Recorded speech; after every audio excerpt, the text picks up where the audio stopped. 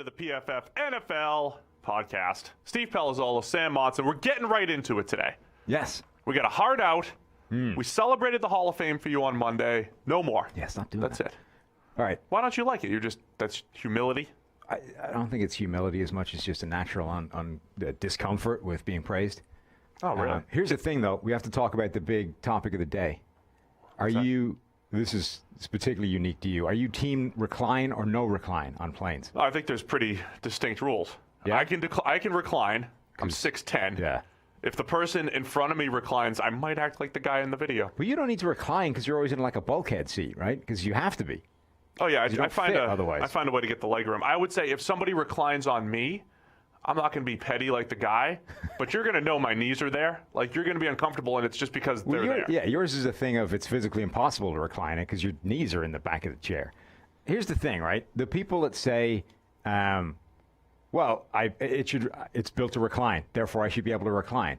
It was built to recline in like the 1970s when people had like 3 yards of legroom between each seat. Like, airlines have been steadily stealing space inch by inch ever since, and now there isn't space to recline. Yeah, right.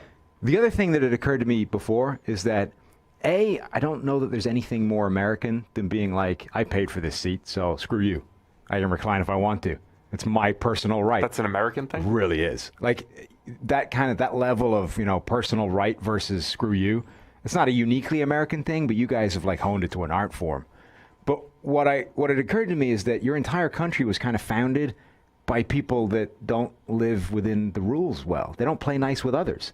So your entire like society is built up just want some based freedom, off man. this. Just want some freedom. Right. You had a bunch of people that like, Built no, on freedom. I'm not dealing with these rules. I'm heading off to the new world. See ya.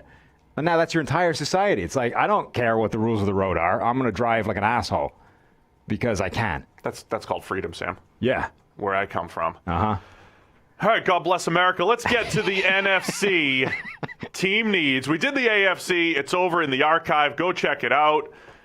It's on YouTube if you're watching there. Of course, it's in wherever you guys are listening to the podcast right now. So AFC team needs in the books. Let's go through the NFC. We got a full breakdown over at PFF.com, and we're going to go compass style here, starting in the NFC North. You got irrationally upset that the order of this article was compass. Yeah, I think. Point. I mean, if you open up the USA Today, and in every league, it just starts in the East, and then it works its way to the West. Okay. That's just how you do it. You go, and then every now and again you flip it and say, okay, West, we'll put you first.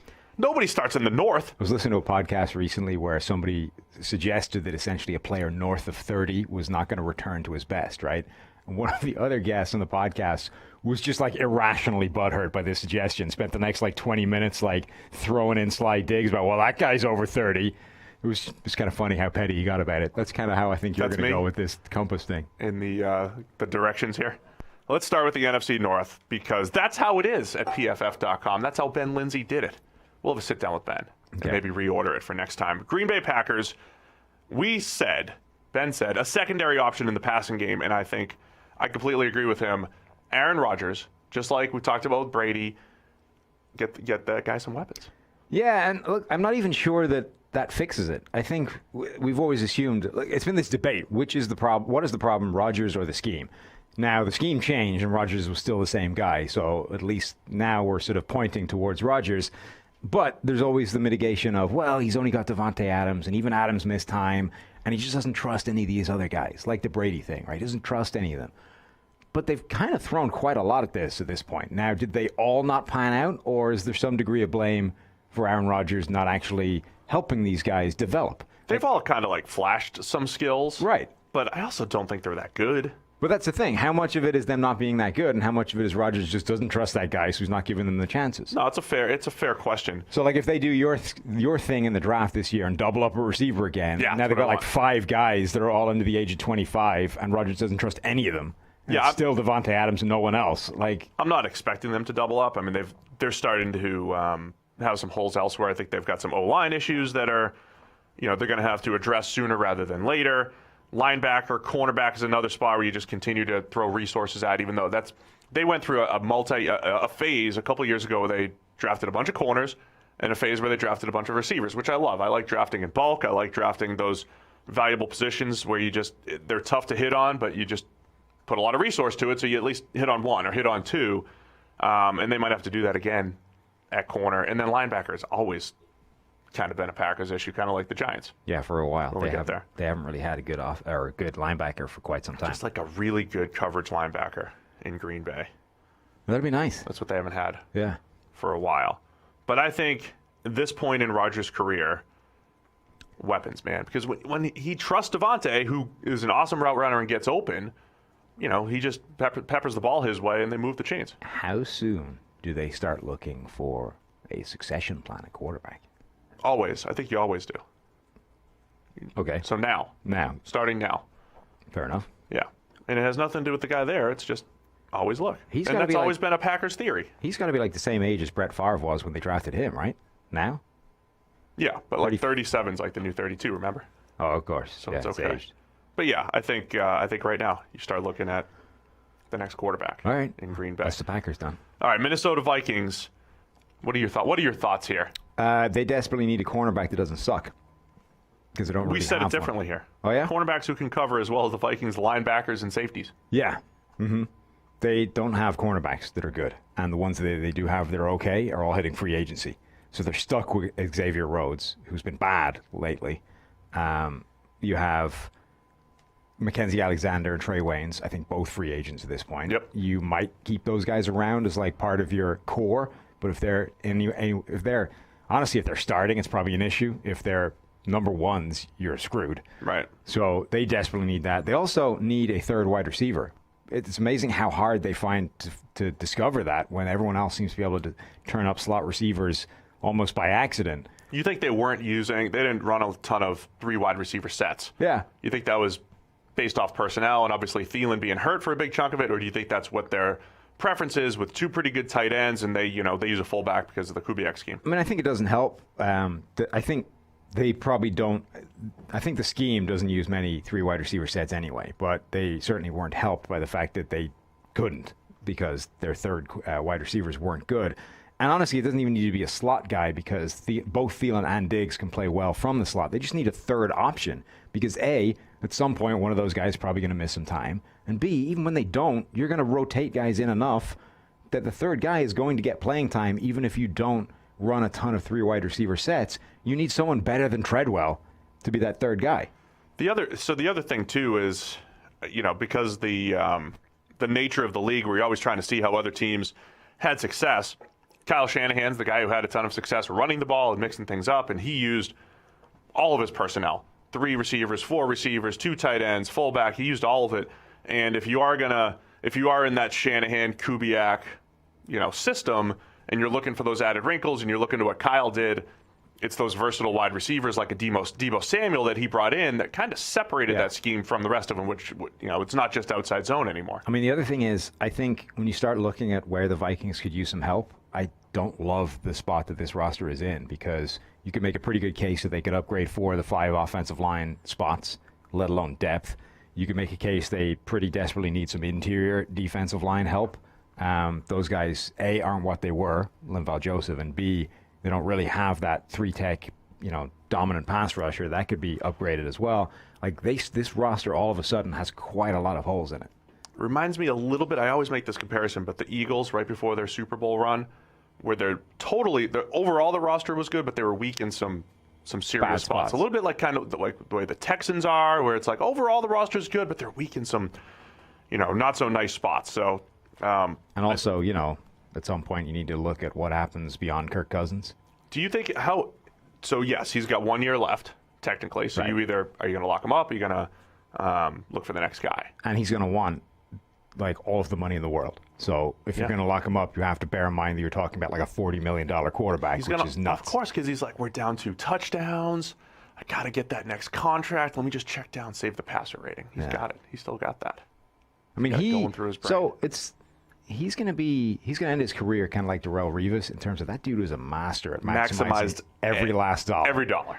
Yes. Cousins is on that trajectory, and he's going to end his career with like the best contract history in the NFL.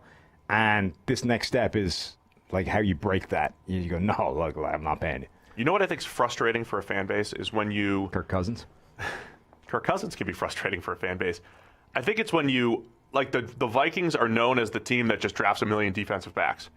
And here they are in serious need of defensive backs, right? I feel like that's frustrating because I have no problem with doing that, but it's like when you're known for that and you do put a lot of resources to it and then it eventually becomes a need again, clearly the rest of your other parts of your roster must be depleted because along the way you neglected them, and then you still have this need that you always seem to attack. That's where I don't love the way where the Vikings are from a roster standpoint. I mean, I would think anytime you consistently throw a lot of resources at a position in the draft and miss and can't get, it's still a need, it must be frustrating as hell. Chargers O-line. Right, Chargers O-line. I mean, the Vikings have done it on the offensive line. The Vikings did it before with edge rusher. Remember, they drafted one in the first round for like 4 straight years. Did. Couldn't find one, ended up having to trade for Jared Allen to fix it. Yeah. There's a ton of these situations throughout the league where you just, either you're bad at evaluating that position or you've just been unlucky in the draft because it still remains something of a crapshoot, and you have to try and fix it a different way. All right, let's move on to the Chicago Bears. Their biggest need, Sam? A quarterback that isn't Mitchell Trubisky. Having said that, I think they can fix that without the draft. I don't think the draft is, well, A, they don't have the draft picks to do it. Right. But B, I think there's a couple of options in free agency that are really intriguing for Chicago. They are. Who do you like the most for the Bears with all the free agents or the potential trades with that? So that includes Cam Newton and Andy Dalton, right? Honestly, I love Tom Brady for the Bears. What? Yeah. I've been thinking about this recently, and it keeps making more and more sense to me. So the Bears, I think, are actually in a slightly different spot to the Vikings. I think they have a better roster overall. And the thing that's holding them back is that Mitchell Trubisky is their quarterback. You put Tom Brady in that offense, I'm more convinced than ever that his problems last year were nobody getting open. You put Brady in that offense with A, reasonable offensive line, not amazing, but he'll make it look better. B, some receivers he can get open. Allen Robinson was constantly open. They've got other guys that can separate. C, like Matt Nagy's offense last year was bad, but a lot of that was because he had to idiot-proof it for Trubisky, and apparently he was a better idiot than the idiot-proof offense. So you get Nagy back to like running the thing he wants to run with Brady. I like that. And the defense is still pretty good. Mm-hmm. So Brady of the Bears. Brady at the Bears. I also kind of like Dalton. I think Dalton makes some sense. But trade is tougher because you don't have the capital, right? You're in the same spot with that as you are with the draft. I also don't see them moving on from Mitchell Trubisky. Well, so the problem is they're definitely stuck with him there, right? So I think if they're going to do it, it needs to be a relatively low rent option. So that's what makes the Brady thing tough. Bridgewater, intriguing because I don't know what his contract cost will be, but he might be cheap enough that you could kind of make that happen. Here's the tricky part, right? The human element of this. Trubisky's the guy that turned off the TVs that were criticizing him in the locker room and all that stuff. If there's even a hint that they're looking at, I mean, there are some big name free agents, many of which, all of which are better than Mitch Trubisky, right? There's some big names. If word even gets out that they're flirting with one of these guys. Oh, he's done. But he's done anyway. They just might not know it. Like, he doesn't know it. But he's like, so I was on Bears radio yesterday, right? One of the questions he asked was, is Mitchell Trubisky salvageable? To which my literal verbatim answer was, no. And that's the problem. So he's already a dead man walking, right? You don't avoid bringing in somebody because it might make Trubisky broken. He's already broken. I agree. You know what might be the best thing they could do? They need what happened to Tennessee to happen, right? You bring in someone. Bring in Mariota. There you go. They needed to bring in a backup who then, once you're 6 games in, it's like, this is a disaster. We have to bench this guy who comes in and redeems himself. Mariota. He does to Trubisky what Tannehill did to him. Trubisky plays so bad in the first 6 games, you have to throw in Mariota, and suddenly in a better environment, he kind of looks okay. Done. Fixed. Yeah. Next. No, I'm with you on the Mariota thing. The Brady thing is intriguing because I don't know if they're really being talked about a whole lot. It's not. Because they don't have flashy playmakers other than Allen Robinson's awesome. Right. But I think Brady could make the rest of those guys work, like him and Tariq Cohen. And, of course, remember, free agency, they've got a chance to add to it. Right, they could add to it. That is an intriguing potential option. And then rounding out the NFC North, the Detroit Lions. There's a lot of rumors that they were going to trade Matthew Stafford. The cap hit is just enormous to do that, so I don't see that happening. We talked about a succession plan for Darius Slay at cornerback. I just think it's cornerback in general. You talk about trying to find something year over year. Trying to find the cornerback opposite Darius Slay has been quite elusive for the Lions. The Tease-Tabor experiment's over. Justin Coleman's been solid in the slot. The Rashawn Melvins of the world. I mean, they just haven't had... Even Coleman got lit up. Yeah, I mean, he's... Basically, from the moment he made that crazy play where he punched the ball out at the goal line to save a touchdown, where he was kind of beaten before. Yeah. Chiefs game, right? From that point on, he's come back down to earth, right? But we had like a year plus of like decent play from him. But either way, the cornerback situation outside of Slay has been pretty dire in Detroit. I don't know that there's much on this roster that couldn't use an upgrade. I think Oruwariye might work out as that second corner. I think he showed some potential. There's just not enough there to bank on him being. No, I mean you would he's add in the mix. Even if he does, you would add a third guy, right? For sure. Even if he turns out to be a viable starter and a good option opposite Slay, you're probably going to look at Slay's successor anyway. Like either way, you're adding another corner at some point. But I think there's a decent chance he could be the other starter and be good. But honestly, like, is there a single thing on this roster that you look at and go, they're set there? No, I mean I think the receiver position is good, is pretty good. Yeah. But you're not like Danny Amendola, right? Is he free agent again? I mean, it's Marvin Jones and Kenny Golladay, but there's always room to add two pass catchers. You got T.J. Hawkinson at tight end. Like they've got a pretty good group of playmakers, even though they've built this roster to be a run-stopping team. But they could always upgrade their pass rush situation, even though they brought in Trey Flowers last year. Cornerback's been an issue. And their linebackers, another place where they've invested a lot. Best young duo in the NFL. They have not had the best return, despite what some around the league think. Some people are nuts. Don't name names. I didn't. Though. I didn't name a name. I just said some people are nuts. Last year's second-round pick. What's his face there? What's his face? Jelani Tavai. Yeah. He was one of those. Remember, you know how there's always one of those picks that Belichick makes in like the one that like nobody else is thinking about for like the next day. Now, Jelani Tavai was the guy. Nobody was going to draft him in the second round except Belichick and all of his disciples. The linebacker from Hawaii. He had a 60.5 grade last year. Again, like, okay, solid, okay, whatever. But him and Jared Day, like for a second round pick, not what you want. And he's more of like a Kyle Van Noy type, who's also a free agent. I could see Van Noy actually going back to Detroit. Now that he's in the Patriots role, has experience in that system, and Matt Patricia's worked with him, and then they slot him in there into that hybrid role that system loves. But I don't know that Tavai was a great pick in the second round paired with Jared Davis. So linebacker, an issue in Detroit. Now we're going to the East, North, and now over to the East. Yes. NFC East, Philadelphia Eagles.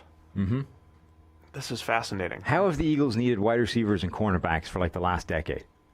Well, we said, and I still don't think we were wrong. We said that they had the best receiving core in the NFL coming in on paper to the season. Yeah. And I was one of the guys that fought for it. I fought for it because I think Deshaun Jackson's been a cheat code for over 10 years. Well, to be fair, none of the people that we thought were good were playing by the end of the season. I thought it was a great combination of Deshaun Jackson, deep threat cheat code. Yeah. Alshon Jeffrey, big-bodied receiver. Nelson Aguilar, who now looking back has really only had that one good year in the slot. We thought, maybe you move him to the slot, and that's what rejuvenated his career. But yeah, he's not really caught the ball consistently. Right, and you've got to bear in mind that. So Nelson Aguilar is one of those players, I think, who is affected by everything else more than other people, right? So as soon as you start to remove all of the threats from the outside, suddenly he gets worse because he's been more of a focal point. But again, he missed time as well. The only one I think that we were definitely like flat out wrong about from the get-go was J.J. Arcega-Whiteside, who didn't hit the ground running in a way that you might have expected given what we saw from his college tape. Yeah, and that doesn't mean he won't be good in year 2 and beyond, but like he was the one where I thought we expected him to sort of add some value over the course of the year. Really didn't. I thought that was the added piece. Like, okay, he's the number 4. I didn't even get to mention Zach Ertz and Dallas Goedert at tight ends, probably the best tight end duo in the NFL. And then you add Arcega-Whiteside, and it's like, all right, Carson Wentz is going to throw to these big-bodied dudes in the red zone. He's got a deep threat. He's got a slot. He's got everything. And then they all got hurt. So they still need that field-stretching wide receiver, as we say in the piece here, and they still need cornerbacks. And Eagles fans were very angry at me last year when I gave them a corner in the mock Eagles draft. fans are just always angry. All fan bases. No, I mean, they're like one of them.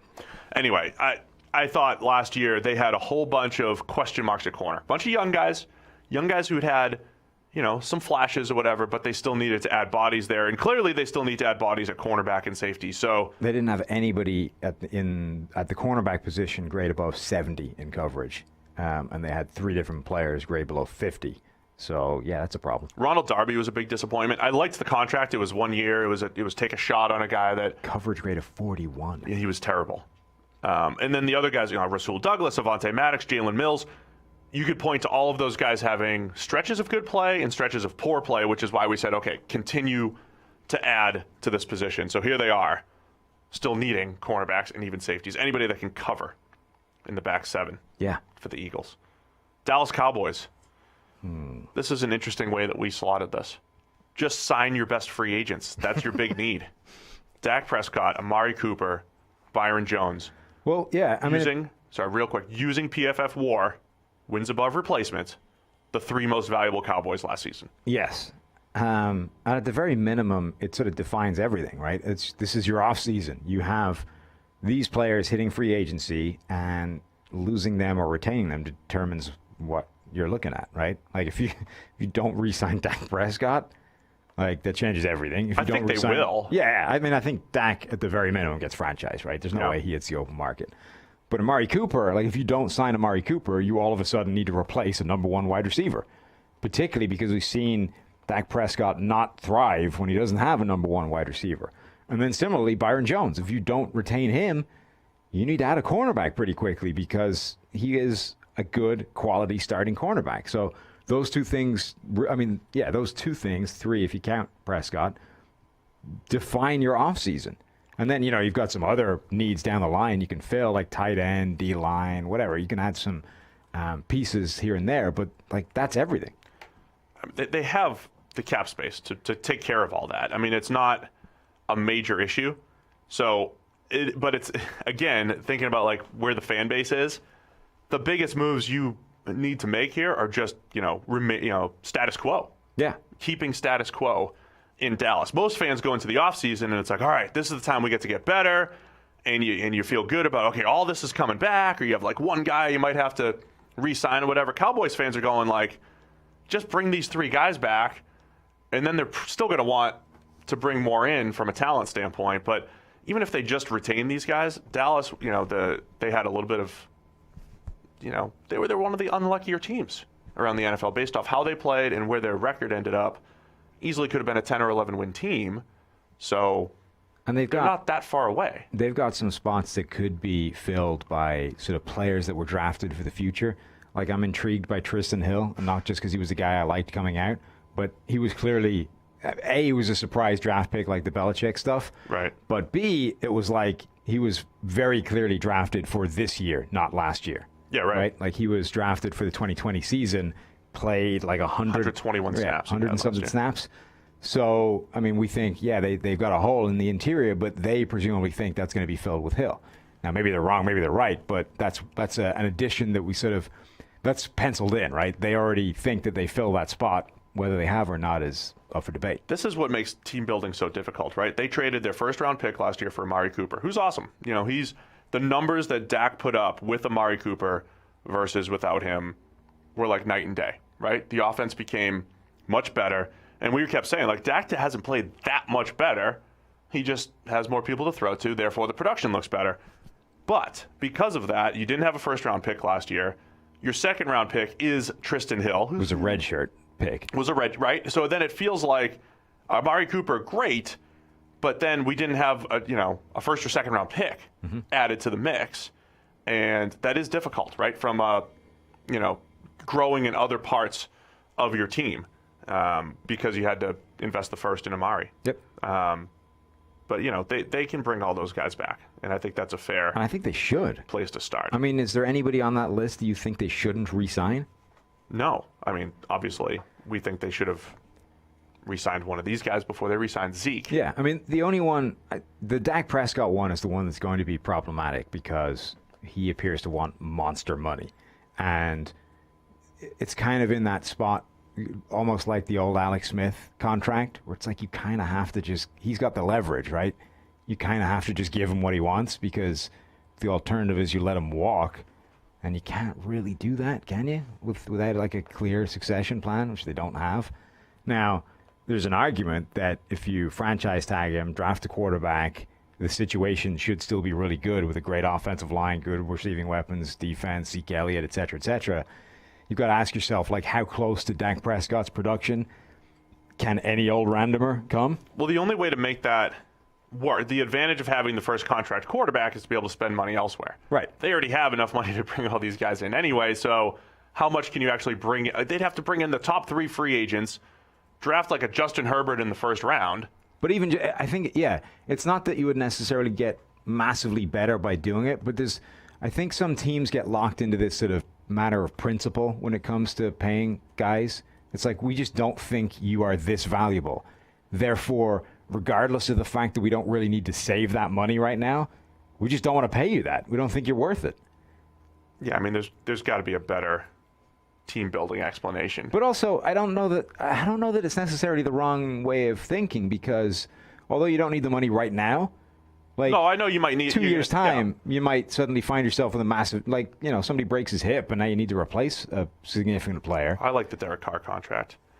You pay for a couple of years. But he's not going to accept that, right? Yeah. That's the problem. So you're sort of stuck with, he's got all the leverage there. You're either stuck with saying, all right, we just have to pay him $40 million a year, or you say, I think we can get to 85% of Dak's production with a random rookie that we take. Well, how much? So look, Dak had the best season production-wise that he's ever had. Yeah.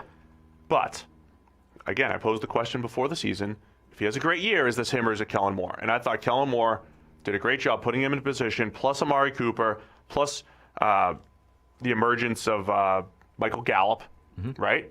So I still think Dak is, I throw the term around a lot, he's a mid-tier quarterback that can put up this top-notch production. Right. And so also, do you want to pay a mid-tier quarterback knowing you have to have Amari, you have to have a Gallup, you probably need to have another receiver to extract that production out of This is a really intriguing group of sort of available quarterbacks. Like, how much better is Dak than Dalton or Teddy? Like, there are guys in that mid-tier that are coming available that he might be better than, but again, like, in terms of costs versus trade-off. Cost versus reward. Like, how close are those guys coming to his production at a significantly cheaper dollar point? Yeah, I don't know if Dalton I wouldn't put in that mix. I mean, he's been there, though, right? 2015, when he had the weapons around him and he had the offensive line, that was the best Dalton we'd ever seen. That was kind of borderline top 10. Which was similar to Dak. Right, which is in that ballpark. And he does that at, $20 million a year versus 40. It's half the price. Yeah. I just feel like I've seen Dak not, in must-win or must-pass situations perform a little bit better than some of those other guys. Right, and I agree. I trust him more than a Teddy or than a I Dalton. think he is a little bit better, but the question is he twice the money better? No, I understand. I get it. Maybe grab one of those guys and still invest in the draft. Man, it's really tough to build a team when you're just it all starts and ends with your quarterback situation. Right, and everyone wants to act like these are all like no-brainer decisions, but they're not. They're tough. Like, I mean, you should run through all these potential scenarios. Unless you have a Patrick Mahomes, there aren't easy decisions when it comes to this stuff. Like, I think on the balance of probabilities, you should probably re-sign Dak because he's quite good and you've got a team capable of winning right now. But given what he wants, like, he knows you should do that. He wants $40 million a year. I mean, do you still want to re-sign him for that? Because that's starting to put questions in there. We're 2 years removed from Dak. Dak's 2017 and 18 weren't good. He wasn't a top 15 quarterback in the NFL by our numbers. So he's got 2 years in the top 10 from our grading and from a production standpoint, and 2 years barely 20th. Mm-hmm. And I think that shows his volatility and dependence on what's around him. New York Giants. This says a reliable edge rusher, but it's pretty much the entire defense, right, Sam? Yes. This is like they drafted a lot of cornerbacks, right? And they're very young. So are we ready to give up on them yet, or do we wait a little while? They might be in a spot where they threw a lot of resources at exactly what we talked about before. They've thrown resources at it. It didn't work. They still have a need there. On the other hand, they might just have a lot of young players that haven't, hit the ground running yet. Yeah, I liked the strategy that they had to throw a ton of resources at corner And that's the tough thing about being in our spot as analysts right now. I liked their strategy, knowing that it might not work out. It's high reward, with some risk to it too, because they invested so much and they might not get any good corners out of that huge group. I mean, I think overall the defense needs help, right? You almost couldn't choose a wrong position depending on what, where you are value-wise in the draft. I also think they need desperately offensive line help. And again, that's one of those scenarios where they've kind of thrown some resources at this. They took Nate Solder on a massive contract. They brought in Mike Remmers. There's still nobody on that line that's better than average. Yeah, the tackle situation isn't great. I don't know. I mean, they're kind of stuck with Solder, especially, right? Right. But again, I would look to the draft, right? Those guys can be upgraded upon, even if you're going to have to eat some money to do it. What about just weapons for Daniel Jones? I mean, Daniel Jones this season showed he's going to take some chances down the field and give his guys opportunities to make plays. Mm-hmm. Darius Slayton did some nice things. Golden Tate's did some nice things. I mean, I don't think they're in a terrible spot in terms of weapons. They had a similar problem to the Eagles in that none of them were healthy at the same time. It's just so tempting. I think when you have a receiver class like this. Oh, sure. I'm not saying Daniel don't do it. Jones will attack down the field and you can get a legit speed or big-bodied receiver. I'm not saying don't do it. I'm just saying that I wouldn't say that's one of their biggest needs. I think the combination of Golden Tate, Darius Slayton, Sterling Shepard, and Evan Ingram, I don't know that they played a single snap together at the same time last season. So if you just get all of those guys on the field at the same time, that's a pretty good-looking core. Now, that doesn't mean that, like, a Jerry Jeudy wouldn't change it and be a worthwhile pick at the top of the draft and transform everything. I just wouldn't say that's your biggest need when you consider that the defense is pretty garbage and the offensive line doesn't have many players that can block. Yeah, they made some. The tough part is they made some decent moves as far as getting good players. Remember, I have to rethink my draft good players shirt. Yeah, like Dexter Lawrence. What are you doing now? Draft valuable players. Oh, might just cross it off. I mean, so Dexter Lawrence became a pretty good interior defensive lineman. They bring in Leonard Williams. I mean, they shored up their run defense. Great. Kevin Zeitler came in and was a very good guard, right? I mean, they did some things to make their team better, but their holes are in the most important spots. Are there upgrades? You don't want to have bad tackle. Is he giving that to you? Is that to you? Yeah. That's basically my mentions for the last week. Angry Why? Bills What's fans. that about? Angry Bills fans, yeah. For saying that Baker Mayfield sucked last year and was still better than Josh Allen. They're still responding to that? Oh, yeah. Jeez, that's a podcast unto itself. I don't want to be on that one. Anyway, the Giants needing continued, upgrades at cornerback and edge rusher and tackle and receiver, and having pretty decent guards and interior defensive linemen. Not the best place to be from a roster standpoint. Well, they did that old cliche of you build from the inside out. Only the more information that surfaces, that appears to be almost the exact opposite of the way you should be doing. It's actually not what you want to do. No. Yeah. Baseball, you do. Yeah. I mean, right up the middle. It might have been the right thing to do in football 20 years ago, but it really isn't now. No, certainly not. All right, wrapping up the East, Washington Redskins. Running mates for Terry McLaurin and Quentin Dunbar were the statements made by Ben here. And Dunbar's a free agent, I think, right? So they might need to keep him around and add running mates for him or replace him completely. Either way, Dunbar is kind of a small sample size of really good. So sure. I just think their entire secondary needs help. Yeah. Terry McLaurin, people throw the term, is he a true number one and all that stuff? I mean, either way, having another guy to take the pressure off Terry McLaurin, no matter how you classify him. True number one to me has always been an idiotic term. I don't understand why it matters. Who cares? So like with Juju Smith-Schuster, I think it's a valid discussion. If he has a running mate that is attracting more attention, then it's like, all right, this dude can catch 80 passes and go over 1,000 yards and be really productive for us. If he's your go-to guy, is he capable of winning in all situations? I think it's just, are you capable of winning in all situations? So, that means get open, short, intermediate, deep. It doesn't have to be Julio Jones prototype. Like this dude's 6'3", route runner, speed, can do it all. But it's, can you get open everywhere, so can you no matter what's thrown at you? Can you get open everywhere and do it without help around you? If that is the question, then the answer with regard to Terry McLaurin is yes. Okay, so then he could do that. But if he had another guy always that could helps. do that, Yeah, obviously. Just have more options. You know me. I'm a big fan of throwing playmakers at it, throw corners at it, and the Redskins are still in that situation. Offensive line has been turned over the last couple of years gone from good to bad. Yeah, I mean, Trent Williams, that saga That didn't situation help. didn't help at all. Brandon Sheriff's a free agent. Yeah. So there's a lot of question marks in Washington. Tight end as well. I mean, that's another weapon to be added. Who am I thinking of? Somebody Reed. What's his first name? Why can't I think Jordan of his first Reed. name? Jordan Reed. There you go. Yeah. I knew it began with a J. I was like, Jared Reed? That's not right. No. Jordan Reed. Jaron, the defensive tackle for the Seahawks. That's not even it's a different name. Oh, you said Jared? Yeah. Kalen? So Reed. Reed has Just had say the last name pretty in case you extensive wanna- injury history at this point, and they're not going to be able to rely on him going forward. They need an upgrade there as well. I mean, basically, they just need weaponry on offense because they're going to be. They have bought in to Dwayne Haskins, or at least the owner has bought into Dwayne Haskins. Therefore, everybody else needs to buy into Dwayne Haskins and surround the guy with some weapons. Don't you see how tough it is when you don't have The ability to remember names. the top-notch elite quarterback? Oh, For years, if Brady, Breeze, or Rodgers, now Mahomes, whatever, if they have a lesser supporting cast, you're like, all right, we're still gonna produce on the offensive side of the ball.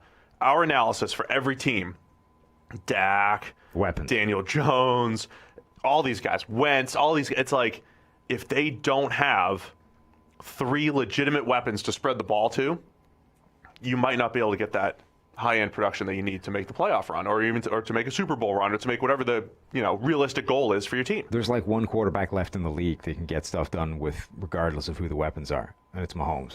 And he's in the best system in the NFL. Correct. One of the best systems in the But NFL even if he with wasn't, some of the best playmakers. I think he's transcendent to the point where it doesn't matter who you put out there. He's making Yeah, plays. no, I agree. But having Now- Tyreek Hill, having Travis Kelce, and Andy Reid, Yes, sure. Has helped. That's what makes him, MVP and beyond, like, touchable, right? But Tom Brady used to be a guy that could elevate everybody to the point where it didn't matter who his receivers were. He's Yep. no longer at that level.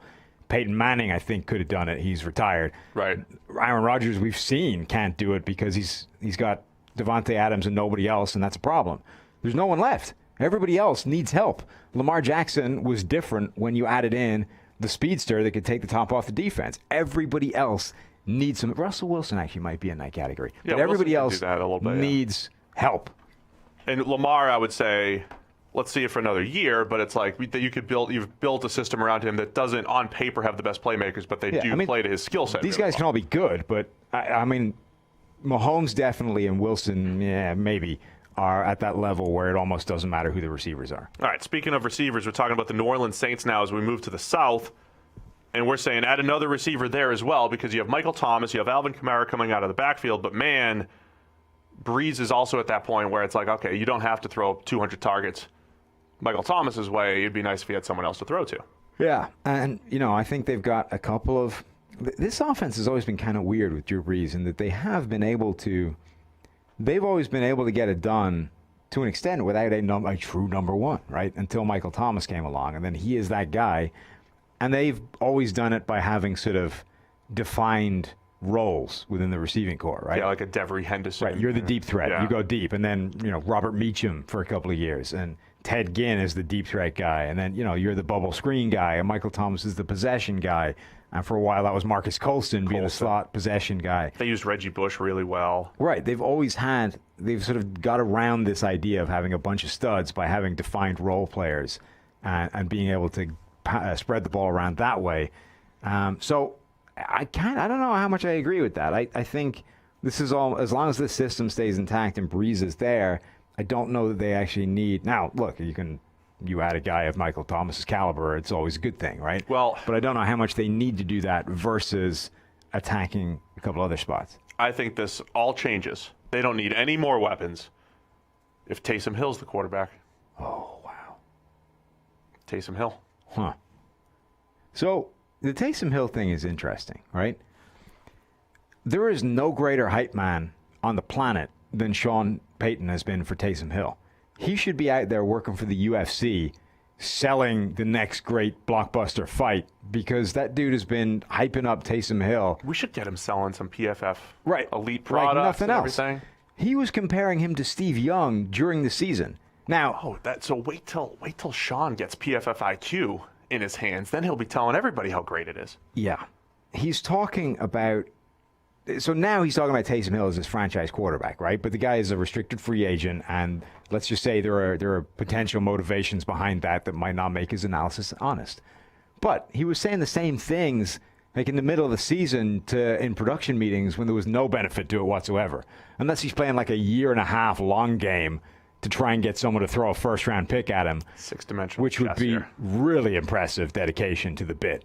But He's anyway, trying to lure Belichick into making a restricted free agent offer. right. I mean, I think right now that's what he's trying to do is get somebody to do it, right? But the point is, he's been doing this for a long time. So it would be really impressive if he had that kind of foresight and dedication to this. I think he really believes it. That's where I'm. So, yeah, what I'm getting at is a couple of things. One, I'm kind of intrigued by the idea of a Taysom Hill offense, right? I don't know that it wouldn't be successful. Here's the thing. People said, okay, when Breeze went down, Taysom Hill only threw one pass. That tells the entire story. Yeah. I'm going to look at it the other way. You still have Drew Brees on your team, and 4, 5, 8, 10 times per game, you choose to take the ball out of his hands to put it into Taysom Hill's. That is absurd, unless you truly believe in the guy. I have a theory for you. So, the Ravens drafted Lamar Jackson. They started Joe Flacco. And in the background, in the basement, in the skunk works of the Ravens facility, they built this Lamar Jackson offense on the quiet. And then when they eventually made the switch, they threw in Lamar to a completely different offense. It was like the thing Joe was running, in the trash, gone. Lamar, here's your playbook. This is your offense now. And it's good, right? It's bespoke. It's custom to him. And it functions in a way it wouldn't have done if Joe Flacco was your quarterback. So I was kind of thinking about this. I was like, what would a Taysom Hill offense have to look like? Because clearly it wouldn't be the same one Drew Brees is running. Right. And it occurred to me that it would look a lot like the plays they run when Taysom Hill comes in and plays quarterback, but without Drew Brees just taking up space playing receiver. Right? It's always been weird to me that when they do that, they kind of have Taysom Hill in this wildcat situation, and then Drew Brees is out there in the Mark Sanchez role playing left wide receiver, just standing there. Well, you have to do arms that. crossed watching it. You have to do that from a personnel standpoint because Taysom Hill actually lines up at H-back and fullback and tight end. But, right, they're running all these things that actually become 5 times harder to defend if Drew Brees is a receiver or an actual guy that's a threat, right?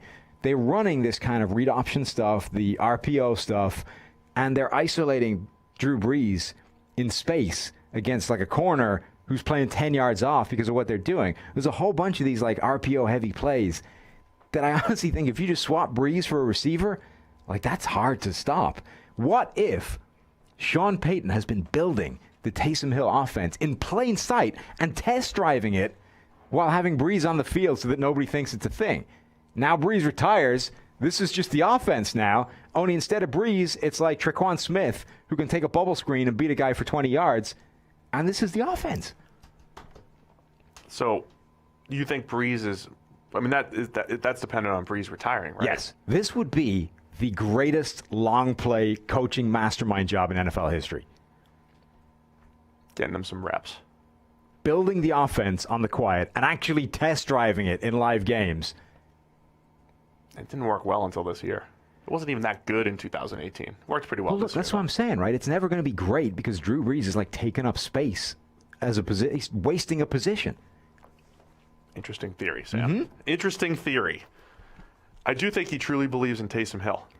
So I honestly don't know that he's wrong in terms of, I mean, the Steve Young thing is nuts, but like I don't know that he's crazy in terms of saying that this guy could be a viable quarterback if you built an offense like that around him. Well, we've lost all nuance to this discussion. Yeah. You're either telling me he's a superstar and he's Steve Young, or LOL, you idiots, he's not. Right. I mean, like, now, there's look, somewhere in between. The guy's hardly thrown any passes, right? So the problem with, you can look at preseason where they actually have him playing quarterback as opposed to gimmick. And, okay, it's with the second team. and against second team. So it's not like for like, and it's vanilla blah, blah, right? But he's actually kind of played okay. He had one game where he was lights out. Yeah, but he's played okay as a preseason quarterback. He's got the ability to throw. He's got incredible athleticism. I think teams are going to be more willing now to build a custom offense around a player because of what happened in Baltimore this season. My thing is, he had a 93.8 game where he was just unstoppable. And he was 87.3 overall this past They were the preseason. two most, they're the two preseason games that actually matter. If Right. If you think any preseason game matter. The thing that I don't get is why would you bother? I think you could build an offense around him and he could be good in it, but that's a lot of hassle for that kind of projection. Why wouldn't you why? The guy's 30. And he hasn't had a good season since 2014. Why? Why would you build around Taysom Hill? Yeah. I don't know. I mean, so there's a theory that Belichick is ready when he moves on that he's going to get a completely different type of quarterback. Yeah. Because first off, how do you find it? And so is Sean Payton doing the same thing? Because how do you even find another Tom Brady or Drew Brees? How do you find how do you find guys at that level? The accuracy, the decision-making, the smarts, all that stuff. Been in the same system for 10-plus years, all of that. How do you even duplicate that? So do you just say, plus a lot, Belichick is a defensive coach. Mm-hmm. What's the most difficult thing to defend? It's when, mobile quarterbacks and scramblers and guys that just put you in a bind. Defensive coaches especially think like that. What do I hate to defend? Mobile quarterbacks, hate that. That's what I want. Yeah. Now, Sean Payton's not a defensive coach, but he's sitting there as an offensive mind thinking, man, I can only scheme up passing plays for Drew Brees. I could have a whole set of new plays where it's run pass option and all these different things that we could do. We could do a whole new slew of things. And here's the thing. For all the stuff that we said about Lamar Jackson, we said not an accurate quarterback, but the skill set that you could build an offense around. That's the thing, right? Coaches kind of like that challenge. Here's Lamar Jackson. He has some weaknesses. I don't know if they do. They did. I think they're starting to now because of what that's done. They don't like it, but they went and they said, here's some weaknesses from Lamar Jackson that we're going to try to hide, accentuate his strengths, and go. But my point is more, you're not going to replace Drew Brees with another Drew Brees. On the other hand, they won 5 games with Teddy Bridgewater this year. So, True. Why wouldn't you just take the better quarterback conventionally and, boost his ability rather than I got to junk my offense, build this entire custom thing that doesn't exist anywhere else just for Taysom Hill because he's that special. Well, the other thing in all this is the cap situation. Brees has essentially held them hostage to continue to push the cap forward. At some point, they need a cheaper option. Now, that's right? possible that Taysom Hill is the only thing they can afford as a replacement. And remember their 2017 draft class, how spectacular. They bring in Kamara, they bring in Ryan Ramczyk, Marcus Williams. I mean, that was one of the best draft classes we've ever seen. Who am I? Was Traquan in there too? Or was he 28? He was 2018. Who am I missing? Hendrickson. No, so I'm missing somebody else from the 17 class who was awesome. Marshawn Lattimore. Oh, Lattimore. They brought in all those guys in the same draft. They have to sign those guys at some point, and they have no cap space. Sure. I mean, that also could just be the reasoning. It's we want to keep this core together. It's been the best roster that Peyton's had since the Super Bowl 10 years ago. They've had this 3-year run, and at some point they probably have to do it with, a cheaper quarterback. I guess ultimately I don't really see the point, but I would love to see the Taysom Hill offense as a starter. I would love to see that. I think it could work, and I'd be all for it. Dude, I love watching Taysom Hill play. It's fun. It's awesome. I also think that if he was the franchise quarterback, they should keep him covering kicks. Oh, absolutely. Mm-hmm. That would definitely be the smartest way. And blocking. To maximize his value. And blocking as a tight end. All right, we got to pick up steam here. But it's a great discussion with the Saints. Where are they going to go this offseason? Atlanta Falcons, their coverage unit has been a disaster since their Super Bowl run in 2016. They need defense, all of it. It's all defense. This is another place where it's edge defender's been this. They tried Vic Beasley, Takk McKinley. They tried all these guys. Beasley's gone. Adrian Claiborne's a free agent, so pass rusher again, and just the entire secondary and coverage unit.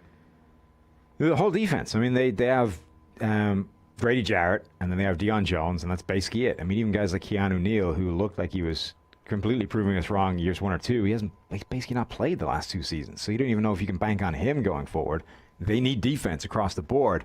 I don't their offensive line was bad this year, but we said all season long, don't expect 2 rookies to fix the problem.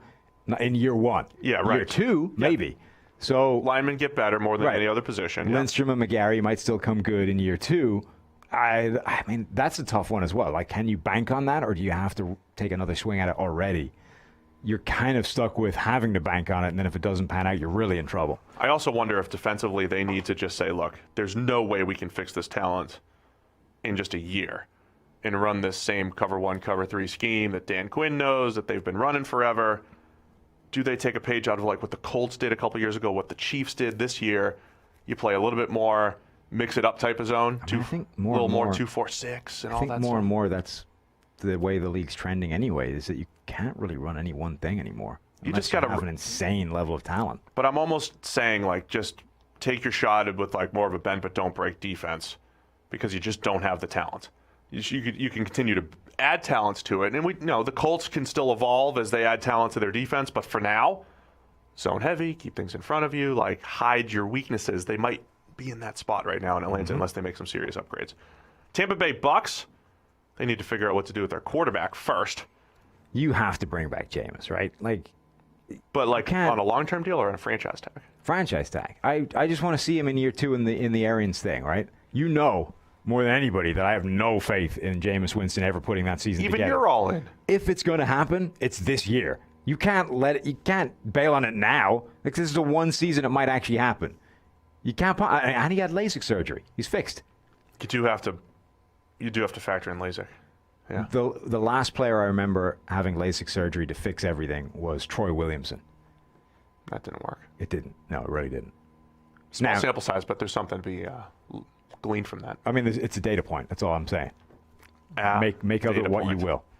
But Troy Williamson had his eyes fixed and still couldn't catch a ball that was thrown right at his face. What if he just starts throwing pinpoint lasers everywhere? Suddenly realizes what color the jersey the guy he's aiming at is wearing. Doesn't hit a linebacker again next year. This is the first time in a long time we're not saying the secondary for the Bucs.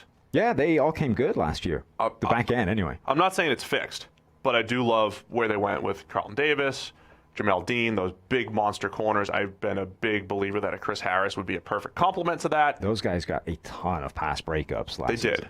They did. I think there's still more to add in that secondary. Man-heavy scheme there with Todd Bowles and everything. I mean, they did a nice job on the back end. I'd still throw some resources, though. Always draft corner. Always be drafting corners. Always be drafting corners. That's if you're the Bucs. What's that? That's Glenn Ross, right?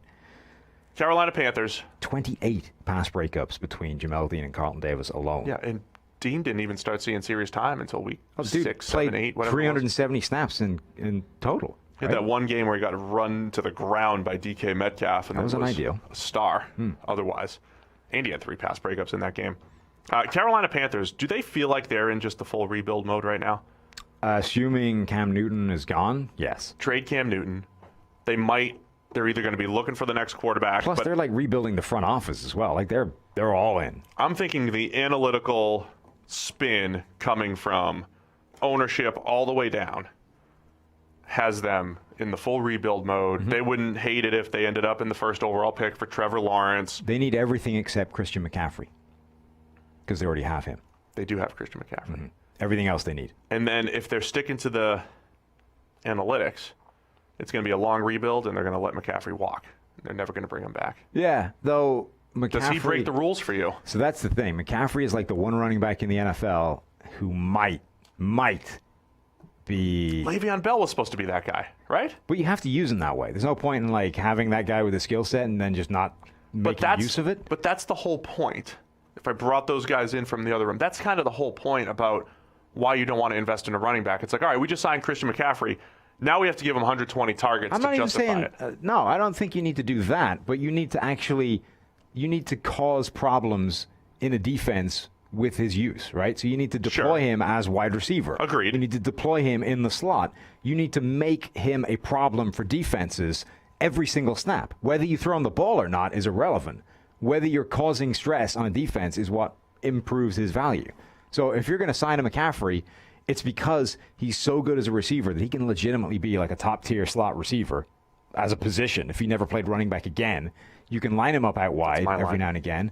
Like, he can do all those things, but it's pointless if you don't ever use it. If you just be like, we'll just move him around the backfield and throw him 100 targets. That's the whole thing with with the value thing too. Like if you put him in the Patriots offense and Brady's peppering him slot snaps and using him like a James White and everything, like, you can get the value. But the big if is like when you have this quarterback who's accurate and does this and is the best of all time, of course you'll get the value out of him. James White is a good example, right? Because in the past, James White has had like the highest WAR of any running back because he's such a devastating receiving weapon.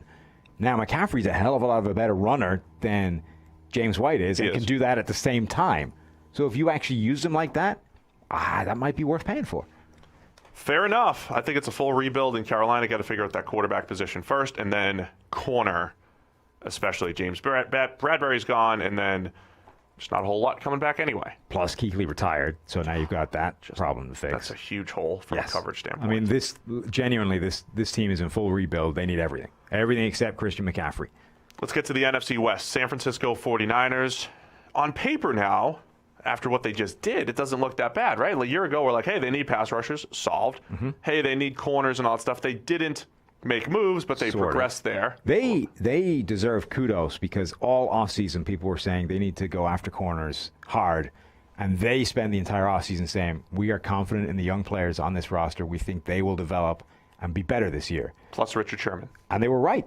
All of those guys improved this season. They were right. Jimmy Ward, he opens a hole at safety. He's coming off a career year heading into free agency. Could always add more depth on the interior of the O-line, wide receiver. But now, Kyle Shanahan's got them humming. They're feeling pretty good.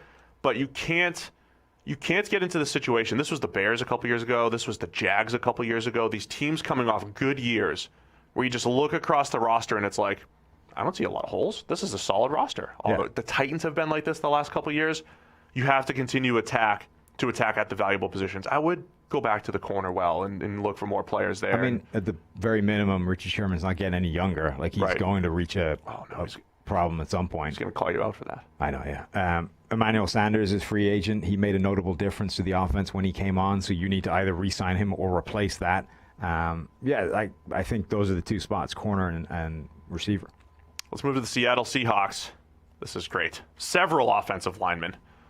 Is what we said here, so that Russell Wilson has time in the pocket. Yeah, all of the time they need offensive linemen because they're not good. They're not good. They also really shouldn't re-sign Jermaine Ifedi, who people keep thinking that's like a thing they should do. No. He's like... not good. Donovan Smith. Yeah, bad. In Tampa Bay. It's like 4 years of bad. Right. But some improvement. Yeah, I'll sign up to that again, voluntarily. What? No. Like, if you drafted him, right? That was an error in judgment, and you're paying for it. When you get a chance to get out from under it, don't compound it by doing it again for more money. Like, what the hell? That's ridiculous. So don't re-sign him.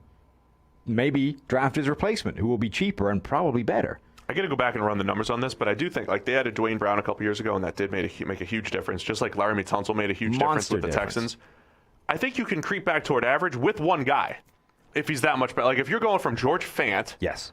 Or Julian Davenport, guys who are some of the worst left tackle play we've ever seen, and you get a top 10 pass protector, needle mover. You've immediately gone from one of the worst to at least middle of the pack. Dwayne Brown kind of did that for them a couple years ago, but he's been banged up, and the rest of the line has been pretty poor. So the line is always a concern.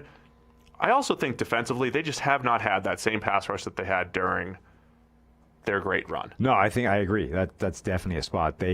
They lost a huge amount, particularly when Cliff Averill disappeared or that departed. Pure speed rusher. Right. He, in particular, the guy that could just get consistent pressure every single game, it was a huge loss. They never replaced that. When Frank Clark was their third best pass rusher, when he was their number 3, I mean that's what the Niners are doing right now. Right. Is having that 4 and 5 deep, getting after the quarterback. So I think that's another place where Seattle needs to continue to attack. A cornerback, again, and others. I know Shaquille Griffin had the nice season and all that stuff, but he's kind of been up and down so far in his career. There is nothing. So. And opposite him has been nothing. So I think corner has also just been a huge issue there. Those are some key spots for Seattle. The numbers suggest they were much closer to a 500 team than their record would. They really I mean, Russell Wilson is the reason they were halfway decent this season. Without him having an MVP caliber season, they would have sucked. You saying he's better than Lamar? Is that what you're trying? I'm saying I would have given him MVP. Los Angeles Rams. O-lineman their roster's in a weird spot right now because they've got no first-round picks for the next 10 years. Huh. The Rams. That feels like a problem. Yeah. Yeah. They need quite a lot. The O-line is bad. Just disappeared this year. It did, though. It got a bit better late in the year when their young players started to play. They got forced into playing these guys because of injuries. They kind of fell. They looked a little bit better. The other thing is, like, what the hell happened to Rob Havenstein? Is he broken for now and evermore, or does he come back to being like one of the better right tackles in the NFL? Because that would make a pretty big impact. That's where it's like really tough. Again, from like a team building standpoint, when it's like, all right, here's my expectation for this guy based off everything I know, and all of a sudden he falls off a cliff. I had one of the better players in his position in the NFL, 4. And then he suddenly became one of the worst last year. Right. And now I have no idea what he is. And he was a guy that we said, look, the scheme's kind of protecting him a little bit. I don't know if you want him on an island pass protecting or anything, but the scheme didn't change. Right. It was the same system. It's not like you put him into a new system where it's like, hey, go pass protect by yourself on an island. There was no earthly explanation for his drop-off, but it was monstrous and crippling. Either way, the offensive line was a big part of Jared Goff's regression, facing the most pressure he saw since his rookie season. Played like it, so that was a big issue. And then we always come back to edge defender. They've always had Aaron Donald. He's going to create havoc on the interior. Defensive system. Are they going to rely on their edges a little bit more? They would have the same kind of transformative effect if they found some edge rushers as the 49ers had this year, right? They get so much pressure up the middle because of Aaron Donald, and nobody is there to take advantage of it around the edge. So it diminishes the impact of that pressure because the quarterback can just roll the hell out of there and escape. If you have edge rushers that stop that happening, like look at the impact that DeForest Buckner's pressure has this year compared to the previous years, right? It's like he disrupts the middle, and suddenly the quarterback is screwed because Bosa and D Ford or Eric Armstead are coming around the edge. Someone else is winning their and he's got nowhere to go. Yeah. He's buried. If you got an edge rusher that could do that for Aaron Donald would immediately look like the best player in the NFL again, which he is. Yeah, so I think that's Dante Fowler was a guy that had a bunch of those cleanup sacks. Right. It took advantage, but it wasn't because he was necessarily dominating off the edge. He got made to look better by the fact that happened, but he didn't have the same impact as a Nick Bosa who's winning in and of himself and therefore compounding the pressure inside. Right. So it's an edge defender and linebacker now. Even Littleton. Before Corey Littleton emerged, it was like, man, linebacker's a really big issue. Then Littleton emerges. He develops really nice, becomes one of the best coverage linebackers in the NFL, but he's a free agent. So the same two positions we keep saying for the Rams, and then that offensive line getting rejuvenated. Also probably draft a quarterback. What? Yeah. Yeah, I don't think Jared Goff's very good. Wow. Also, he still doesn't know where the sun rises. That's a problem for me. Why do you just always go back to that? I mean, I'm sure he's learned at Has this point. Has he? I don't know. We'll call Zach and find out. He hasn't learned how to stop throwing the ball to defenders. What makes you think he's learned where the sun rises? There's reasons for that, Sam. I'm just saying, look, I'm big into the idea that if you don't know something my 6-year-old knows, I don't want you starting quarterback for my team. Ever? No. I don't want it. Huh. Don't want it. If Scout can beat you in a general knowledge test, you shouldn't be starting quarterback for an NFL team. She wouldn't beat him in like the general knowledge test. Wouldn't she? I mean, Scout's pretty sharp. I'd throw Harry in there. Harry's got some skills now. Just making up new words every day. 4 years old. Making them up? But watch out. Oh, okay. Or just coming up with words we didn't know we knew. Well, that's different. Yeah. That's fun. All right, let's round it out. NFC West. Arizona Cardinals. Coverage across the board is what we said. I think that's fair. Sure. O-line, receiver. Receiver's big. Again, it's like how much did the investment last year help this year? Hakeem Butler, red shirt. Andy Isabella, pretty much effectively a red shirt. Yeah. So, and Larry Fitzgerald's not getting any younger. So there's a lot they need receiving help desperately for Kyler Murray, but how much will they be expecting the guys they drafted a year ago to make that receiving help this year? I mean, I think there's a reasonable chance they're going to give those guys a chance. I think given the strength of this draft class, you should still at least take one. I think reasonably high, draft pick. Plus, you run more wide receivers than anybody else. So take another one. I think a fair question here, if you're the Cardinals, what's the best path to take? This offense, without great talent, right? I mean, think about how bad their offensive line was for the 2 years leading up to Cliff Kingsbury taking over. Josh Rosen and Sam Bradford just getting destroyed. Remember Sam Bradford was taking snaps for the Cardinals in 2018? Poor guy. That was 1 season ago. Think about how bad that line was. They had no weapons. And they made this offense pretty reasonable Yeah. in 1 year, right? It's also a perfect example of how quarterback and scheme affects the pass blocking. You can make them look better immediately just by changing what you're doing. So if you're the Cardinals or if you're Kingsbury or Steve Keim here, would you say, look, we can stitch this together offensively. Kyler Murray can create some offense. We don't need the best playmakers. Just look at this turnaround we had. We're going to attack all defensively first, build the defense up, and then circle back and replace Fitzgerald in a couple of years and all that stuff. No. I might do that with the offensive line and say that can wait if I get better receivers and the defense and blah, blah, blah. I think you need to give... You have a quarterback who you think is going to be the future and the next great thing. You need to give that guy weapons to succeed with. You can't ask him to go out there with Larry Fitzgerald at 125 years old and then a bunch of guys you don't trust to run routes and say, get it done. That's just harsh. It's unfair. You need to supply that guy with weapons, and if you didn't get them last year, if you swung and missed in the draft, try again. Go again until you have them. Build a defense. The offensive line can wait because we're going to get the ball out of our hands quick. We are going to get separation. The quarterback's going to have somewhere to go with the ball, and if he even can't do that, he can run. But so the O-line's okay. We can park that for a while. I get that. Yeah, I agree with that. But we need part. receivers. They might look at the receivers like the Niners looked at their secondary last year and said, all right, just give them that. Give them the second year. That's what I'm saying. Give them more Isabella. Give them more Hakeem Butler. They might have Deshaun Johnson. You got Christian Kirk. I mean, he's a good complimentary guy. Look, I don't see there's any reason that Andy Isabella couldn't be, a Ted Ginn, Devery Henderson designated deep threat for an offense. But you need to actually play him that way for that to happen. Something must have been up for him not to be impressing them enough to just be a gimmick guy. I honestly don't know that they know that's what he should be. I thought in preseason, so many people. In preseason, look, you saw the negatives, but he would just get behind the defense in preseason, out of slots, slot fades, and all that stuff. Doesn't feel that tough to incorporate it. I just think there were so many people misreading what he is fundamentally. Put him he was a draft prospect that it wouldn't shock me if his own team thought the same thing. It's like, why is this guy so bad at all these slot routes we're expecting him to run? Right. It's because he's not a slot receiver.